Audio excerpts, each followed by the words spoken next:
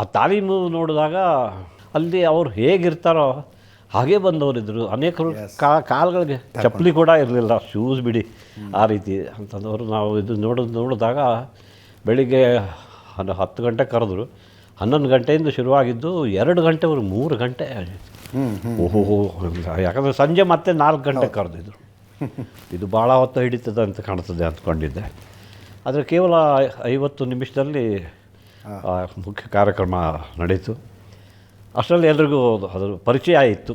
ಆದ್ದರಿಂದ ಬಹುಶಃ ಆ ತಾಲೀಮಿಂದ ಬಹಳ ಸಹಾಯವಾಯಿತು. ಅದರ ನಂತರ ಅಲ್ಲಿ ಜಲ್ಪಾನ್ ಅಂತ ಇಲ್ಲಿ ಮಂಟಪಂ ಅಂತ ಅಲ್ಲಿ ಅದರಲ್ಲಿ ಅಲ್ಲಿಗೆ ಸಾಗಿಸಿದ್ರು. ಅದರ ನಂತರ ಹೋಮ್ ಮಿನಿಸ್ಟ್ರದ ಡಿನ್ನರ್ ಒಂದು ಇಟ್ಕೊಂಡಿದ್ರು. ಆ ಮಂಟಪಂ ಹೋದಾಗ ಅಲ್ಲಿ ಪ್ರೆಸಿಡೆಂಟ್ ಅವ್ರ ಜೊತೆ, ಪ್ರೈಮ್ ಮಿನಿಸ್ಟರ್ ಅವ್ರ ಜೊತೆ, ಹೋಮ್ ಮಿನಿಸ್ಟರ್ ಅವ್ರ ಜೊತೆ ಫೋಟೋಗ್ರಾಫಿ ಎಲ್ಲ ಫೋಟೋಸ್ ತಗೊಂಡಾಗ ಸಂದರ್ಭದಲ್ಲಿ ಮೋದಿಯವರು ಬಂದು ಭೇಟಿಯಾದರು. ಅಂದರೆ ಅವ್ರ ಬಗ್ಗೆ ನನಗೆ ಈಗಲ್ಲ, ಪ್ರಧಾನಿಯಾದಾಗಲೂ ಇನ್ನೂ ಅಲ್ಲ, ಅವರು ಭಾಳ ಹಿಂದಿನಿಂದ ನಾನು ಅವರನ್ನು ಟ್ರ್ಯಾಕ್ ಮಾಡ್ತಿದ್ದೆ. ಹತ್ರ ಬಂದರು, ನಾನು ಅವ್ರಿಗೆ ನಮಸ್ಕಾರ ಮಾಡಿದರೆ ಮೊದಲು ಹೀಗಿದ್ವಿ ನಾವು. ಅವ್ರು ಬಂದು ಆ ಬಲಗೈ ನನ್ನ ಹೆಗಲ ಮೇಲೆ ಇಟ್ಟಿದ್ದರು. ಇಲ್ಲಿ ಲೆಫ್ಟಲ್ಲಿ ನಮ್ಮ ಅಮಿತ್ ಶಾ ಅವರು ನಿಂತಿದ್ದರು.